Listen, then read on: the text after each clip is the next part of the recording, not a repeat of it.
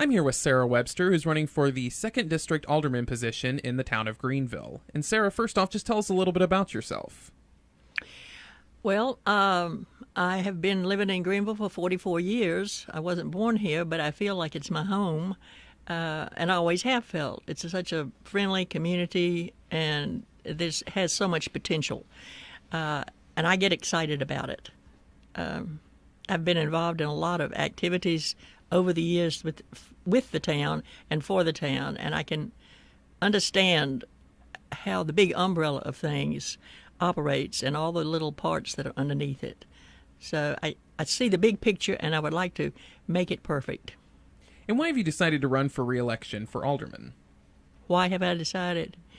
Because I think right now is a very exciting time in Greeneville. I personally believe that we're on the verge of doing something going forward, moving forward, being more aggressive than we have been in the past, because I know that there have been lots of things done that people haven't recognized. We're preparing the town for this activity. I think that the town is ready. I think things are ready to start happening. And we've had a couple of presentations about that I think were positive. In fact, the one that the toll group did, we have budgeted in the budget for this coming year, 18-19, some money to begin the first segment of that first part of the development of downtown. So I'm excited. I want to see it happen.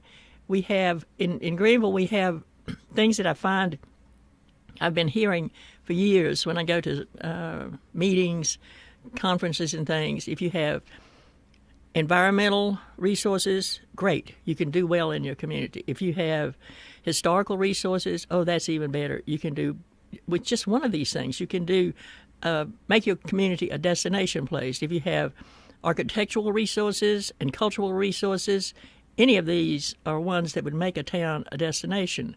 We have all four of them, but I have watched for years as we have not been able to get all four parts together at the same time.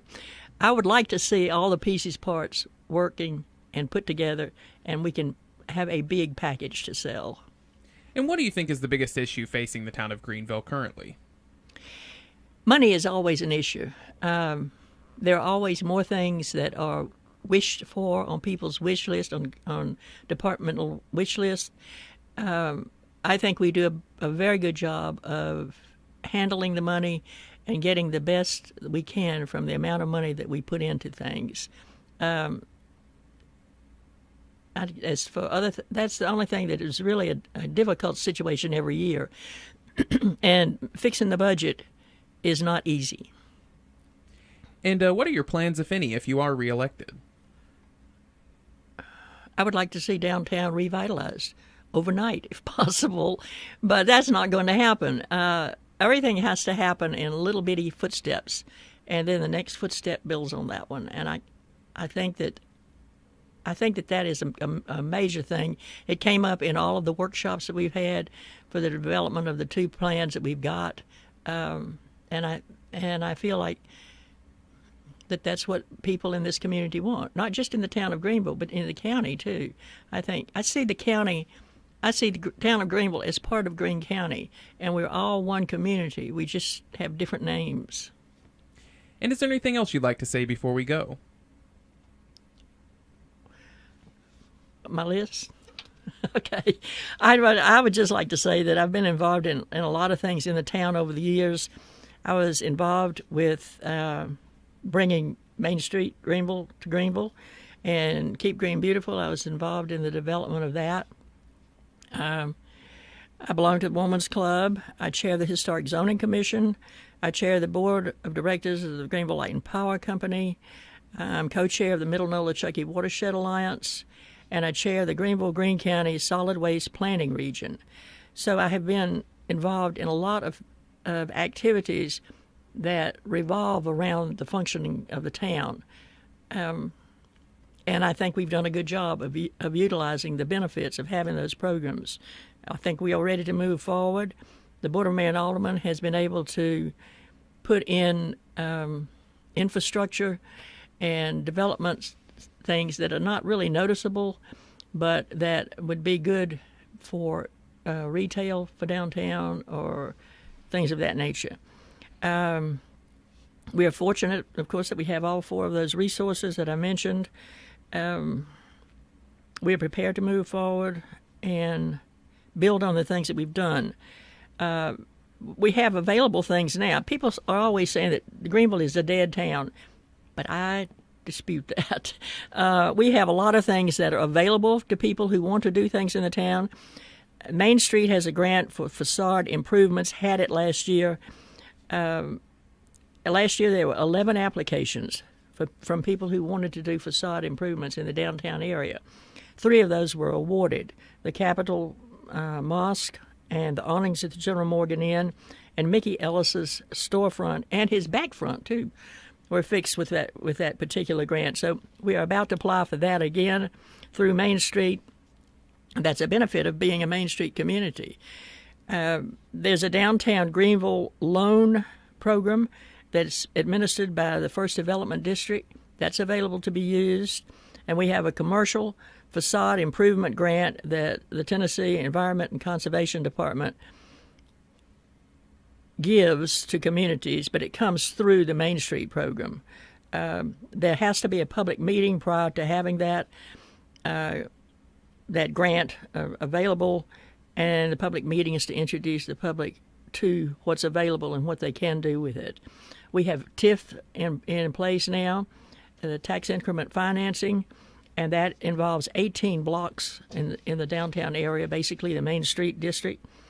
The Greene County Partnership has developed a committee of interested people in bringing retail to downtown, and I understand they've had a couple of meetings and are developing the strategy for it.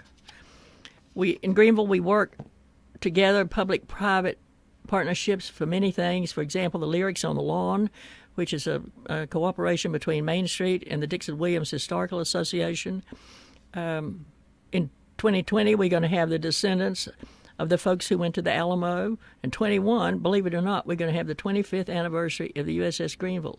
That's just 3 more years. And I think we worked about 20 years getting ready for the first one, the 20th anniversary. The town has taken over the airport. The county did not want to be involved in it anymore. Some people think that that is a great expenditure that we shouldn't do, but I personally feel that the airport is critically necessary for the economic development of this whole community, and especially moving forward. Because we took it over, we have now budgeted $60,000 for operations of the airport. Over the years, we've been given $30,000. But now that the county is not involved in it anymore, we are funding the operations.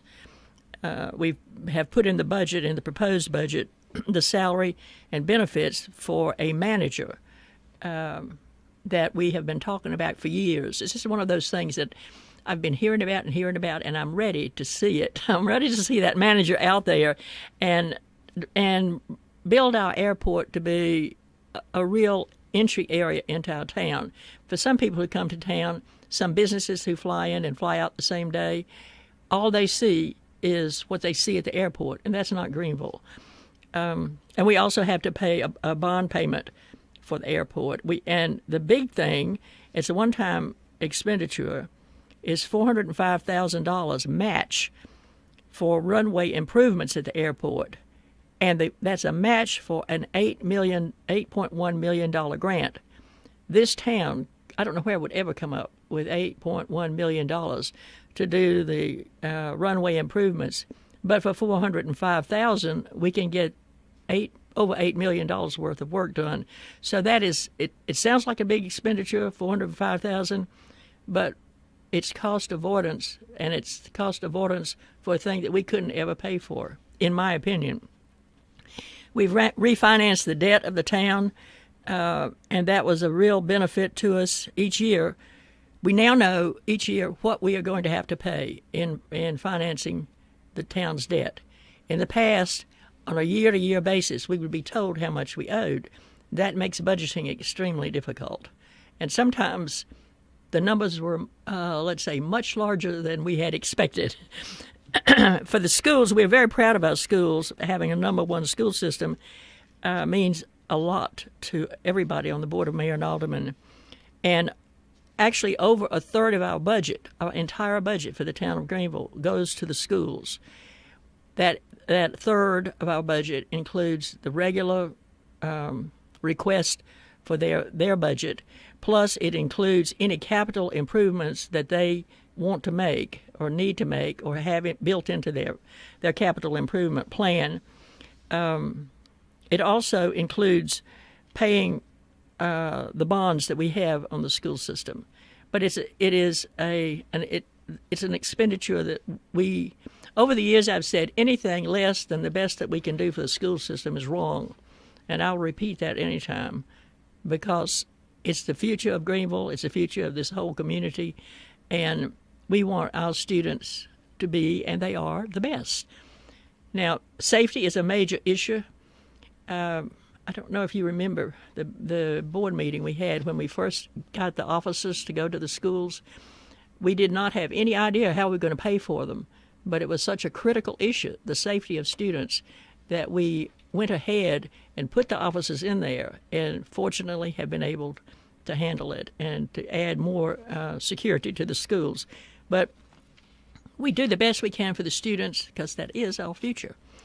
We're also proud of how our departments are working. I think that the department, the organization of the departments of the town of Greeneville has never been as good as it is now. All the departments have done, in my opinion, an outstanding job. Public Works, this is some of the things people don't notice. We've bought more and more equipment for them, but when I saw McKee Street all torn up the other week, I thought, oh, this is going to go on for a week or 10 days or something. I'll never be able to go up McKee Street.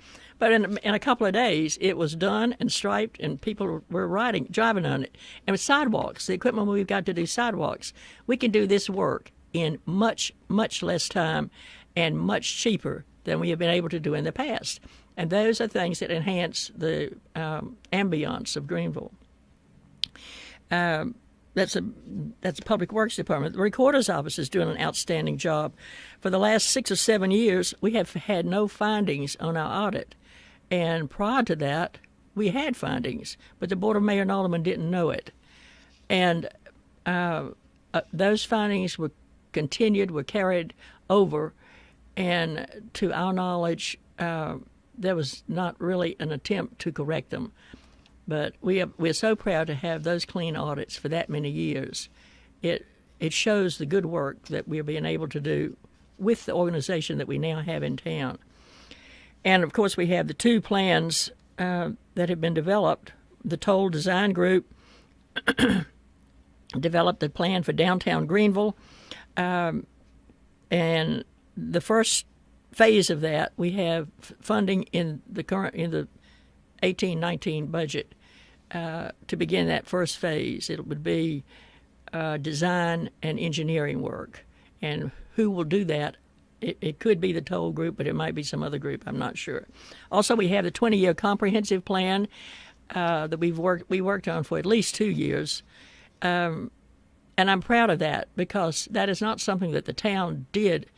That's what the citizens of the community said they wanted in all those workshops that we had.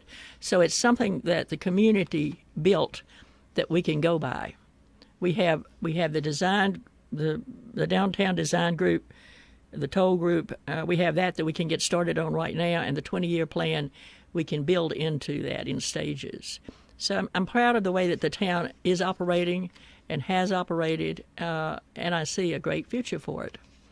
I would like to say that I would be happy to see as many registered voters as possible come out to vote. In the past, it has been somewhat of an embarrassment how low the vote was and how much it costs per vote, basically. But voting is a privilege that we have because we're in this country, and it's a privilege that we should not misuse. It's a privilege that we should would take to heart and go to vote. It can't be that difficult now with early voting. but you can pick the day you want to vote. You can pick the time you want to vote. It's not that one day where you go and see all your neighbors and you talk about what you're going to eat for supper. But you can do it on your own time, and really there's no excuse for not participating. If the turnout is low, the candidates who are elected don't know what the community really wants because there's no direction for them. And I believe and I hope that all the officials, elected officials, do what is, one, in the best interest of the community, and two, what the wishes of the community are. But get out and vote. Thank you. That was Sarah Webster. She's running for 2nd District Alderman for the town of Greeneville.